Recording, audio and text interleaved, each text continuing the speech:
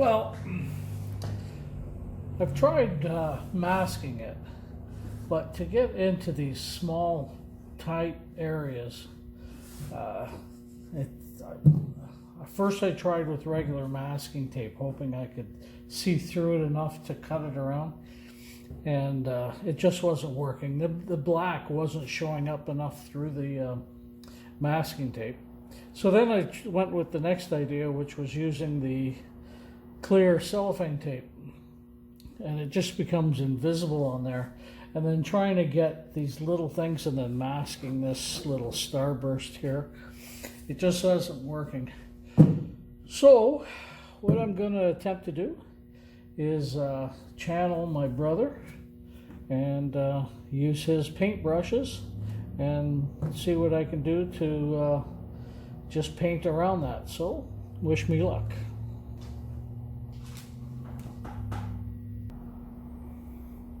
So what I'm going to be using is it's a number 8 paintbrush. Whatever that means, I'm not sure, but it's an artist brush, and I've got the paint, the red paint. You can see the color that we're going with, and a cup. Doesn't take much.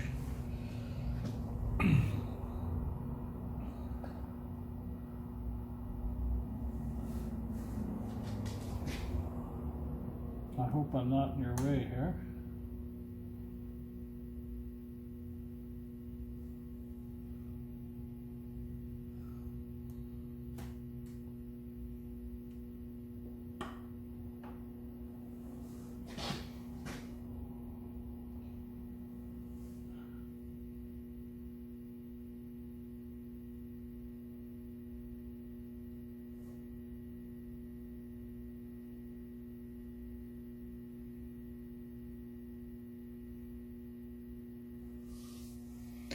So far, so good.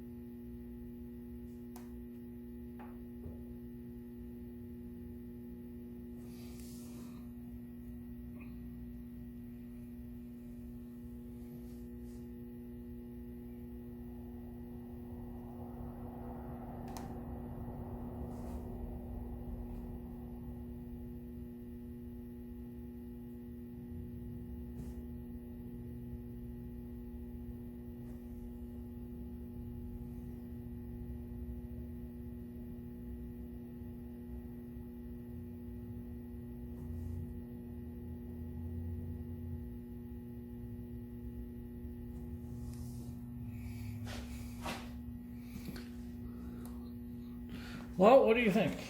Think it's going to work out for me?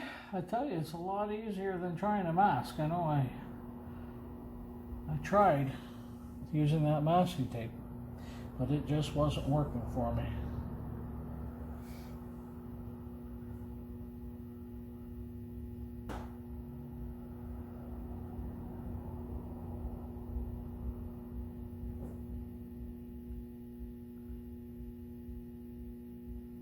No,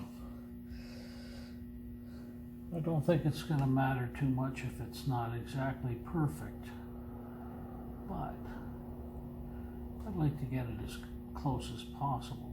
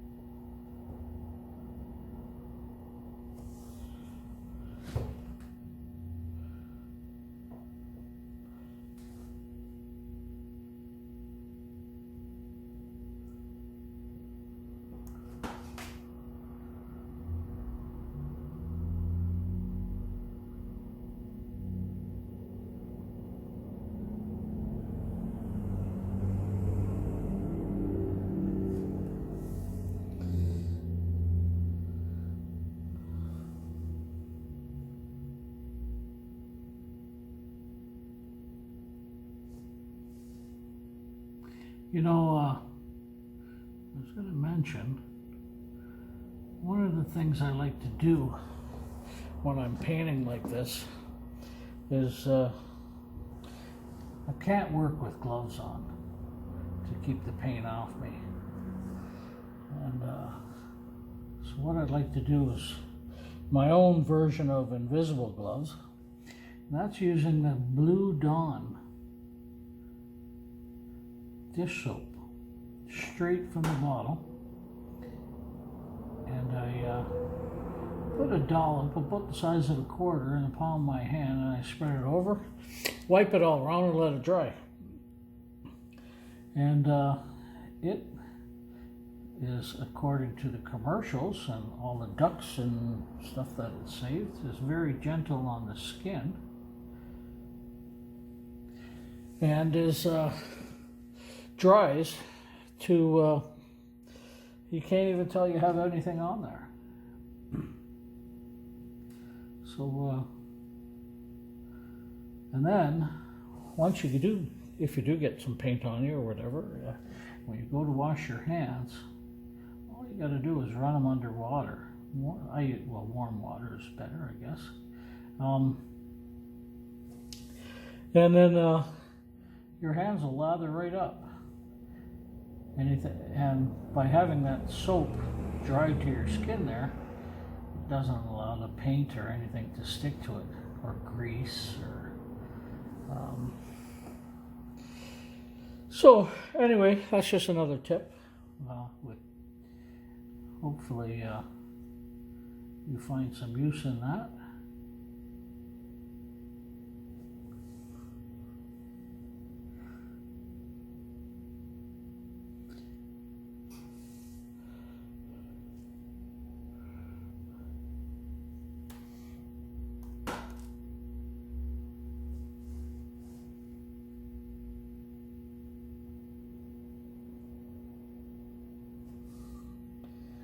I guess maybe if I did this, oops, sorry, you were in the way there. But if maybe I did this more often, I would become better at it and be able to do it in no time whatsoever. But I'm not in a hurry. I'm loving every minute of working on this canoe. Give me a lot of time to reflect on my brother and in this case my mother.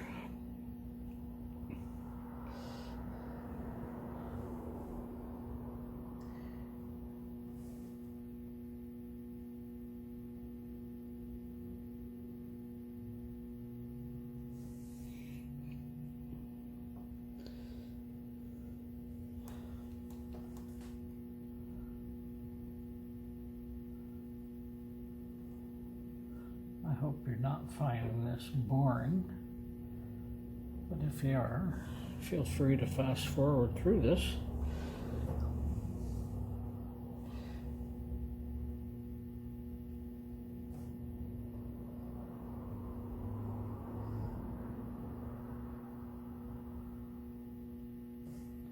See, it's these little things here around, like the jagged leaves, that I found to be a real pain.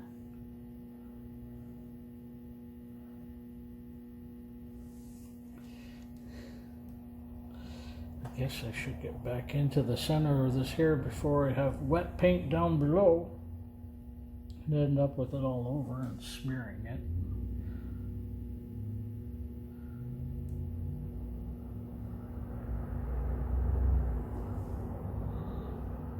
Try to get a flat spot on the brush so I can get right down into that middle.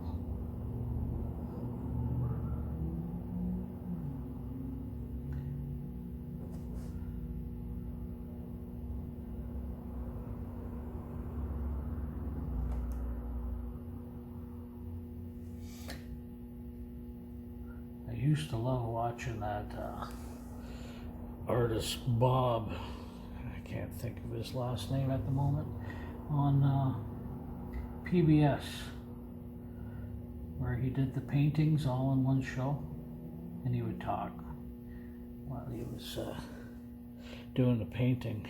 Just loved that.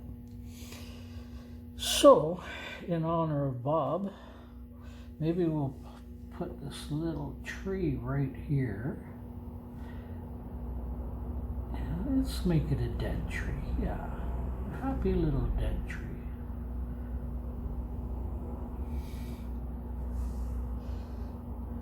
Yeah, I love that show.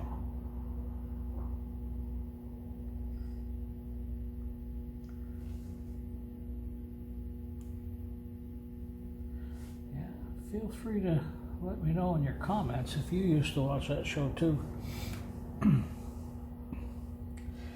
Okay, now my lighting is absolute crap. I can't tell.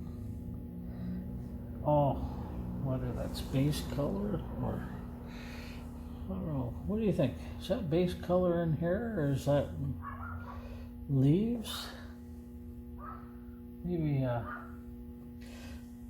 the lighting is absolute crap in here. So I hope I'm not in your way while I'm doing this.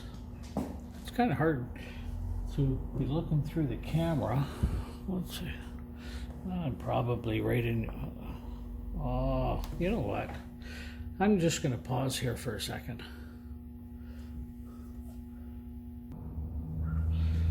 Well, I'm thinking that I was blocking their view. But anyway, I went over and got a handy dandy little light here to help me see this area here. And it looks like this area here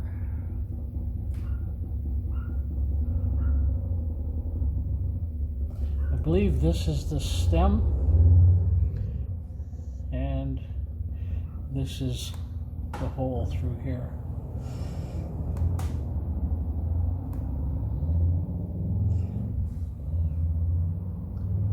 Bob Ross, that's his name, Bob Ross.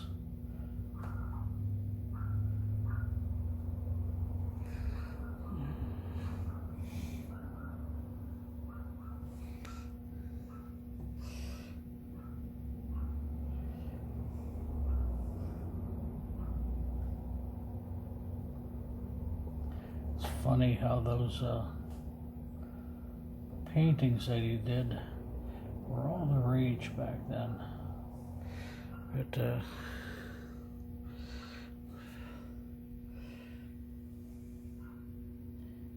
I think he was so good at what he did teaching people that everybody was able to do it, or a lot of people were able to do it.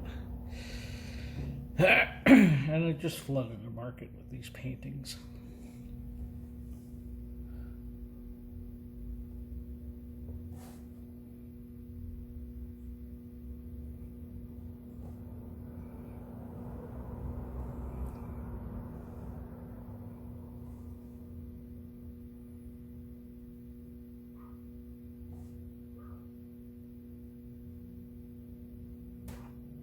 I know there'll probably be people out there saying, oh, I could do a much better job than that, but they're not here helping me.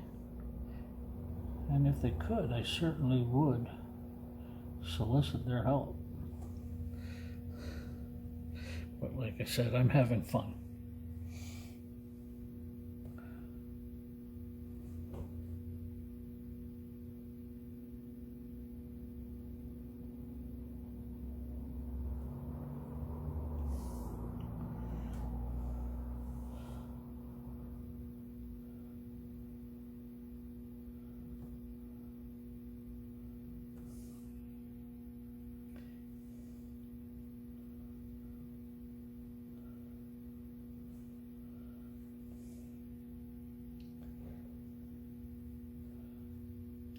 When I was putting on the gunnels, I ran into some problems where when I was putting them on, they snapped. So I'd have to take them back off and cut another scarf joint. They weren't snapping at the scarf joints that I put in. That's good. There were other finger joints that were in that piece of wood, and I thought I should get rid of them, but I thought, well, they're supposed to be pretty strong too. Anyway, they would snap there, so I would have to take them off, and then put a new scarf joint and everything. Then I watched a video on YouTube this morning where this guy came up with a way of doing steaming the wood, and just in a plastic bag, and he just made the plastic bag like a piece of plastic, wrapped it on plastic, and then taped the seam, I guess, and then fed the steam into the plastic bag, and then he just cut it, and as he put the steam into the bag, he could clamp the bag right in place on his boat, and it just formed perfectly. No cracking, no stress. It just, that steamed wood, it moved like nothing. And I wish I would have done that on this one here, but I have to. If these ones don't stand the test of time, I now know how I'm going to do them.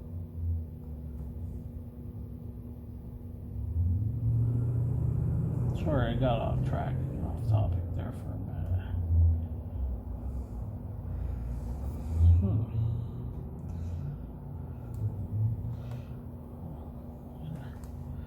Tricky little piece over here.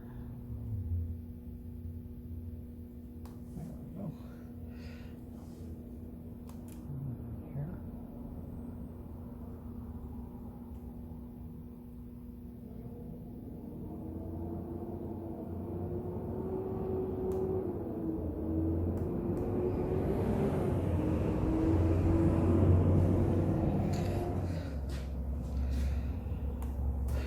Okay, it's coming along.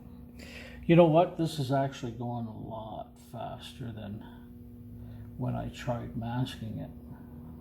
I wouldn't be done even the smallest part of it. Oh, I'd be just up in here, if that. I think this red too is really making this the word Cecil pop out.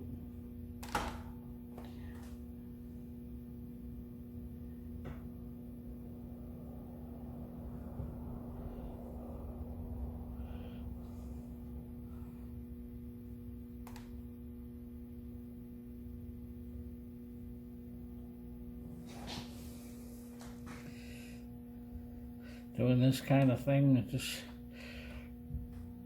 really makes me think about my brother, because he did this kind of thing every day and he loved it. He was so proud of his work.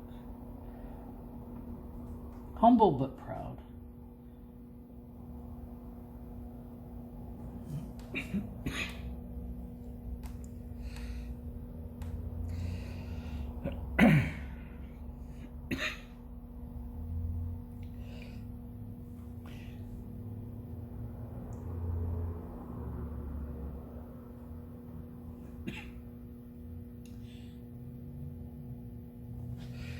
Okay, well, I'm not going to make you suffer through this whole thing, and honestly, doing it in front of the camera is kind of nerve-wracking.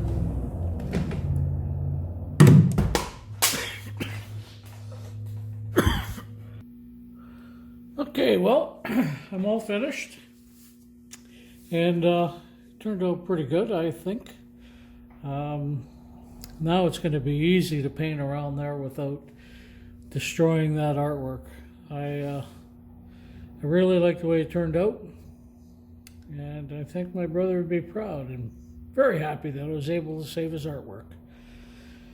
Okay, well, I'm gonna bring this to an end right now, and then bring you back for part 3, the final painting. And thank you for joining me. This is Doing Things with Al, and I'm hoping you're enjoying the content. And again, please like, subscribe, and share with your friends. But I really appreciate it. And don't forget to comment. I would love to read them. Thanks. Bye for now.